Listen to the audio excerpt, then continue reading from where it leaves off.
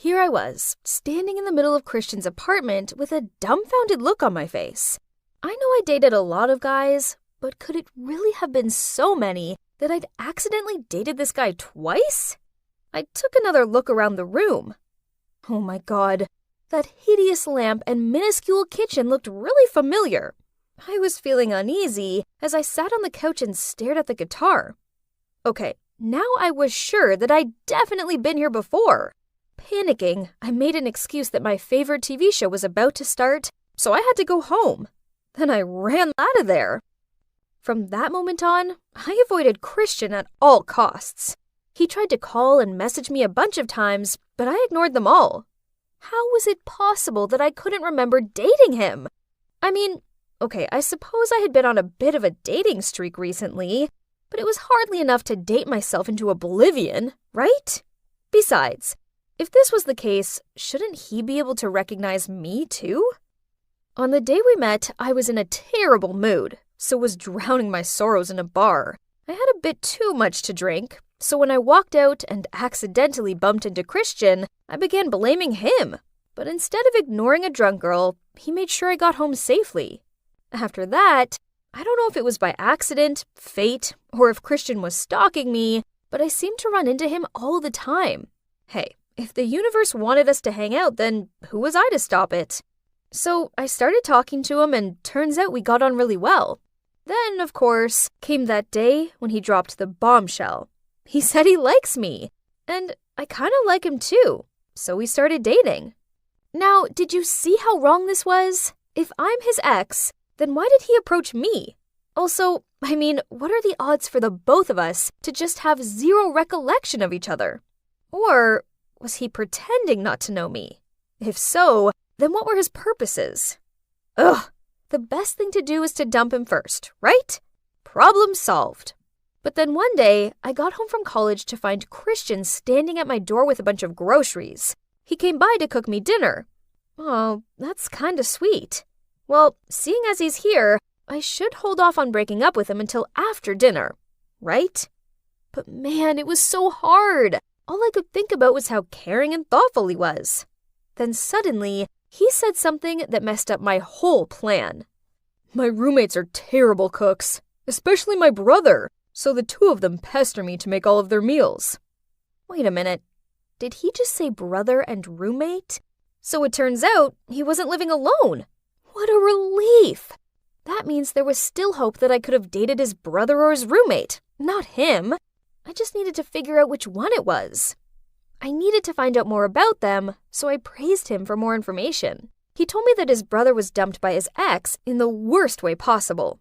He'd arranged a romantic dinner at a restaurant, and while he was talking, she screamed out that she wanted to break up. It was not only devastating for him, but also humiliating. Oh my God. That sounded so familiar, because I often did that too. It's like my signature move. Could it be that the person I dated was his brother, Connor? If yes, then that would be great. It means I could continue dating Christian, right? To be honest, I really hope it's Connor. So all I needed to do was meet the guy and let him confirm it. But easier said than done. The guy was never home. Until one night. Christian and I were at a bar when we heard some loud noises coming from the booth next to us. A guy was yelling at a couple. Seeing that, Christian immediately ran over to them and stopped the guy. Turns out the guy yelling was Connor, and the couple were his ex and her new boyfriend. So she was the one who broke up with him in that terrible way, not me? Now it's either Christian or his roommate. While I was in deep thought, Christian came back with 2 hot dogs in his hands. Hey, Christian! Suddenly, we heard someone calling his name. We turned around to see 2 guys standing behind us. It was none other than Christian's roommate, Wes, and his boyfriend. Yes, you heard me right, his boyfriend. So that means I didn't date him either? After that, I couldn't pay attention to the game anymore.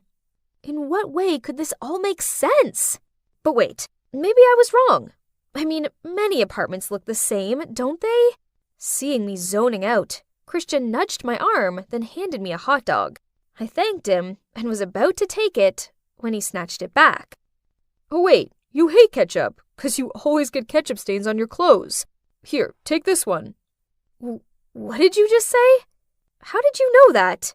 Oh, you did tell me once, don't you remember? I just gave an awkward smile. I'm 100% sure I hadn't told him that. So, there's no denying, Christian is my ex-boyfriend. It's settled. I'm breaking up with him. That night, I couldn't sleep, as all I could think about was Christian. He obviously remembered me because he knew about the ketchup thing. But why the act? Oh my, he definitely wants revenge. I'm sure of it. But, why did this suck so much? He was just some guy. I could find another boyfriend easy enough, right? But chances are, they wouldn't be as sweet and caring as Christian was. One time when I was stressing out about my essay, he stayed up late so he could read it through for me and point out any typos. And whenever I was feeling down, he would send me a cake. Sometimes a box of donuts with a little note to cheer me up. I was definitely going to miss his cute ways, but I couldn't do this anymore. He had to go. So the next day, when I met Christian for lunch, I decided to take the opportunity to break up with him. But before I could say anything, we ran into a guy who claimed to know me. Oh my god, is that you, Sadie? Huh? Who is he? Oliver. My god, long time no see. You know Sadie? Christian? Hey, what a small world. Yeah, we used to date. My god. Guys, this is Oliver, who happened to be Christian's former roommate, which, apparently, my ex. He used to live with Christian before Wes moved in. So that means, hooray! Christian wasn't my ex and wasn't longing for revenge. Yay! Although, it's kind of weird that Oliver didn't look at all familiar to me. Maybe I really did need to stop dating so much. This is crazy, but it made me realize something. I really had fallen for Christian. So I decided to set up a romantic dinner in a nice restaurant so I could tell him. Christian, I can't believe I'm saying this, but I love you. I eagerly awaited for him to say it back, but no. Instead, he burst out laughing. Huh? And that's when everything came to light. Guess what? Christian really is my ex. When we were at the basketball match, I made a big mistake with the ketchup thing. I sensed you were sus, so I asked Oliver to pretend to be your ex. And it worked. But why? What did I do to you to deserve that? Oh wow, you really don't remember, huh? Well, just proves what a terrible person you are. You don't care what love is. You just like to mess with people's feelings, then move on to your next victim. Well, let me refresh your memory. We used to be a happy couple. Until one day you decided to end things without even an explanation. Right when I was having the hardest time. Things didn't go well at work and my mom was sick in the hospital. Did you know how heartbroken it made me feel? Then a month ago, when I saw you dump that guy in public, then walk past me without even recognizing me, I knew everything was a joke to you. So I came up with this plan, and I don't regret anything. Then he stood up and walked off. What? That couldn't be true, right? Because I had no recollection of what Christian just said. But he seemed adamant it was true, so I went to see my doctor.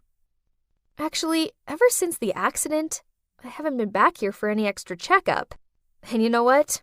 After several tests, I was diagnosed with memory loss. Well, that explained a lot. You see, a few months ago, I had a bicycle accident. I fell off a cliff, but luckily it wasn't high. I bumped my head, but I thought I was okay, as I still remembered my family and friends. Turns out, I only lost the memory about the period of time when I was dating Christian. How ironic. But it was a big misunderstanding. You know, I have this bad habit that every time I feel someone is getting distant towards me, I save face by dumping them first. So maybe when Christian was busy taking care of his mom in the hospital, I misread the situation and ended things with him. He was right. I am a horrible person.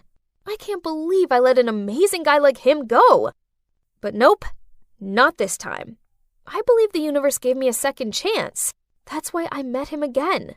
So I ran to Christian's apartment to explain everything to him. But when I knocked on the door, Wes opened it. You just missed him. He's heading to the airport to visit his parents for a few weeks. What? I couldn't wait 2 more weeks, so I took a cab to the airport. But on the way, I got stuck in traffic. Ugh! How am I supposed to find him now? Wait a minute. I've seen this scene play out many times in movies. So, can you guess what I did next? Yep, I stepped out of the taxi and ran like a crazy person up the road.